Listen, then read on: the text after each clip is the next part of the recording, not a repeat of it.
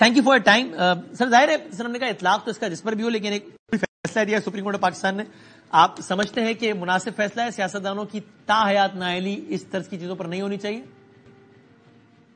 میں سمجھتا ہوں کہ یہ اچھا فیصلہ ہے جو سپریم کورٹ نے دیا ہے،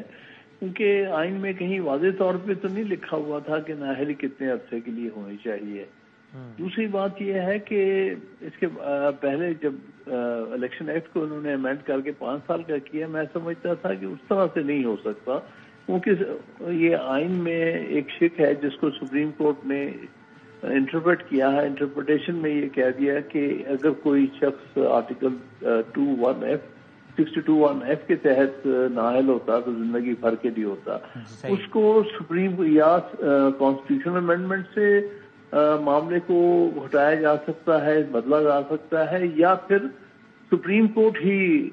اس کو ری انٹرپریٹ کرے اور ری انٹرپریٹ کر کے یہ کہے کہ نہیں یہ لائف لانگ نہیں ہوگا. تو جو آج کیا ہے سپریم کورٹ نے، اپنے پچھلے فیصلے کو انہوں نے اوور رول کیا ہے اور کہا ہے کہ نہیں، اس کی اصل انٹرپریٹیشن یا لیٹسٹ انٹرپریٹیشن یہ ہے کہ آرٹیکل 62(1)(f) کے تحت تاحیات نااہلی نہیں ہوگی. تو یہ میں سمجھتا ہوں کہ جمہوریت کے حق میں بہتر فیصلہ ہے، کیونکہ یہ لائف لانگ کسی کو نااہل قرار دے دینا تو اس کے زندگی بھر کے سیاسی حقوق طلب کر لینے برابر ہے. ٹھیک. اور حامد صاحب یہ تو ہم نے عمومی بات کر لی، اگر میں پریسائسلی بات کروں تو وہ جو ایک فیصلہ ہوا تھا 2017 میں نواز شریف صاحب والا، پیناما والا،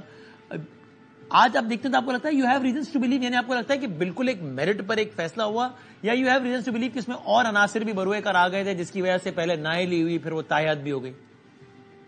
جی وہاں نظر تو یہی آتا ہے، جو سامنے چیزیں تو نہیں نظر آتی، لیکن پاکستان کی تاریخ کے پس منظر میں اگر دیکھا جائے تو یہی لگتا ہے کہ اس میں اور فیکٹرز تھے جس کی وجہ سے فیصلہ جو ہے یہ دیا گیا اور تاحیات نااہل ان کو قرار دیا گیا. تو اس کے پیچھے یقینی طور پہ اور عناصر تھے اور قوتیں تھیں جو کہ چاہتی تھیں کہ اس طرح سے ہو کہ کسی کو اگر راستے سے ہٹایا جائے تو عمر بھر کے لیے ٹھیک ہے. اور آپ سمجھتے ہیں کہ اگلا جو بھی پارلیمان آیا، جب ایک پورا سیٹ اپ بن جائے، تو جس طرح 18ویں ترمیم ہوئی، پاکستان کے پارلیمان نے پورے آئین پاکستان کی ایک ایک اس کا شقوار جائزہ لیا، آپ کو لگتا ہے یہ 62-63 اتنا مہلک ہتھیار ہے جو کبھی بھی کسی سیاستدان کو سائیڈ لائن کرنے کے لیے استعمال ہو جاتا ہے کہ تم صادق نہیں ہو، تم امین نہیں ہو، کوئی سبجیکٹو ٹرمز کی بیس پہ، کہ اس کا پارلیمان کو جائزہ لینا چاہیے اور سیریس سوچنا چاہیے کہ ان شقوں کو ہی وہ ایک ڈکٹیٹر لایا تھا اور اس شقوں کو ہی جان چھڑائی جائے؟ آپ لگتا ہے ایسا کرنا چاہیے کچھ؟ دیکھیے 18ویں ترمیم میں ایک یہ کمزوری رہ گئی، صحیح، کیونکہ یہ جو شک ہے آرٹیکل 62(1)(f) اور اس کے بعد کی جو شکیں ہیں، یہ ضیاء الحق لے کے آیا تھا اندر وہ ایک امینڈمنٹ انہوں نے کی تھی 1985 میں، جس میں بہت سارے شکیں کو تبدیل کر کے ان میں ایڈیشن کی گئی. 18ویں ترمیم میں وہ جو شکیں یہ لے کے آئے تھے کانسٹیٹیوشن کے 85 میں ضیاء الحق، ان کو بیشتر کو ان کو ختم کر دیا گیا. لیکن یہ چند شکیں جو ہے وہ رہنے دی گئی. غالباً اس میں آپس میں کچھ سمجھوتا تھا یا یہ سمجھا گیا کہ جیسے یہ شکیں اسلام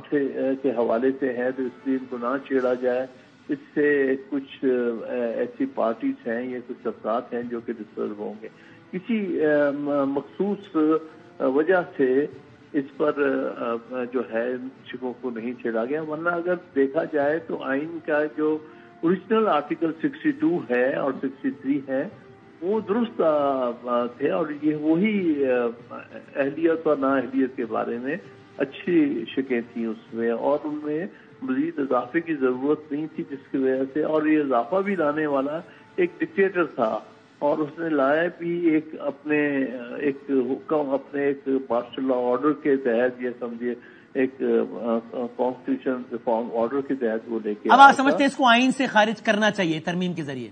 میں یہ سمجھتا ہوں کہ چونکہ اس میں یہ بات کہی گئی تھی اس وقت جب کمیٹی بنی تھی جس نے آئین کو ریویو کیا تھا، اور ریویو کرنے کے بعد ساری ترمیم کی سفارشات دی تھی، انہوں نے کہا تھا کہ ہماری کوشش ہے کہ آئین کو پھر واپس اس کی اوریجنل شیپ میں لے آیا جائے. تو اگر اوریجنل شیپ میں لانا تھا تو یہ شکیں بھی جو فالتو شکیں تھیں جو ضیاء الحق کے دور میں آئی ہیں ان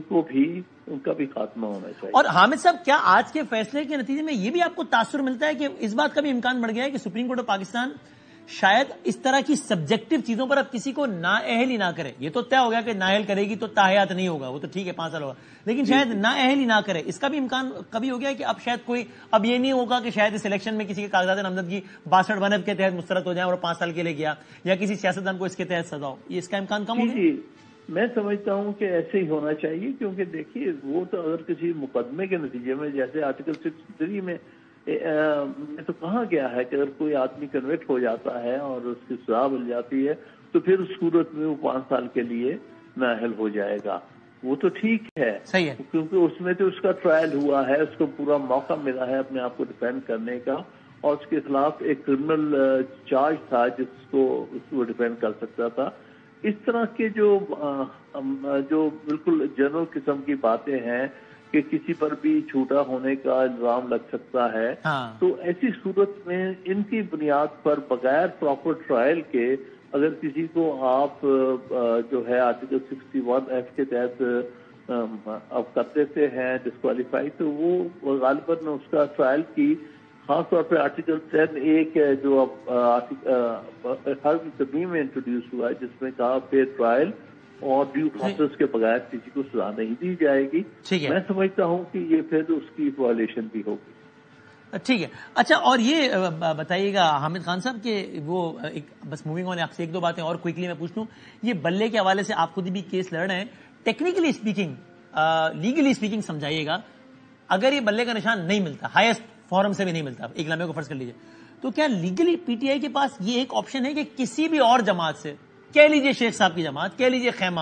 MWM، کوئی بھی، اس سے یعنی اس نشان کو اپنا لے، اس پارٹی سے مرج کر کے، تاکہ ایک یونیفارم نشان ہو تو کنفیوژن بھی نہ ہو ووٹرز میں، اور کم از کم اس نشان کو جتنی سیٹیں ملیں اس کے کوٹے کے حساب سے مخصوص نشستیں مل سکیں؟ یا ٹیکنیکلی اب یہ آپشن بچا نہیں ہے پی ٹی آئی کے پاس، یا بلے پہ لڑے گی یا آزاد ہوگا؟ دیکھیے، کسی پارٹی کے اپنا سمبل ہونا چاہیے، بلہ ہو یا کوئی اور بھی سمبل ہو، لیکن سمبل پارٹی کا اپنا ہونا چاہیے. دوسرے پارٹی کا جو سمبل اڈاپٹ کرنا ہے اس میں بہت سارے مشکلات ہیں، کیونکہ ہر پارٹی کا اپنا منشور ہے، پارٹی کا اپنا آئین ہے. تو لہذا خاص طور پہ پی ٹی آئی جو اس ملک کی سب سے بڑی پارٹی ہے، کسی نام لیوا پارٹی، چھوٹی موٹی پارٹی کا حصہ بن کے اس کی طرف سے اور اس کے نشان پہ الیکشن لڑے، کیونکہ الیکشن تو پھر اس پرٹیکولر پارٹی کے نشان پہ، بلہ نہیں ملا تو آزاد لڑے گی، پھر آزاد ہوگا. پھر نہیں، دیکھیے وہ پھر بہت بڑی ناانصافی ہو جائے گی. وہ سمجھوں گا کہ آج کے فیصلے کی نفی ہو جائے گی. آج کے فیصلے میں آرٹیکل 17 کا بھی ذکر کیا گیا ہے، کیونکہ یہ سیاسی رائٹ ہے سب لوگوں کا کہ وہ حصہ لیں. ہر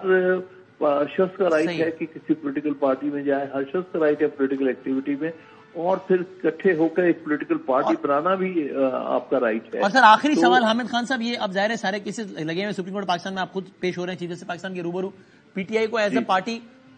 جناب فائز عیسیٰ صاحب پر اعتماد ہے یا نہیں ہے؟ نہیں، ہمیں اعتماد ہے. ہم اس لیے سمجھتے ہیں کہ سپریم کورٹ آخری عدالت ہے ملک کی، اور وہاں سے ہم انصاف کی توقع رکھتے ہیں، اور مجھے امید ہے کہ انصاف کیا جائے. Thank you very much sir.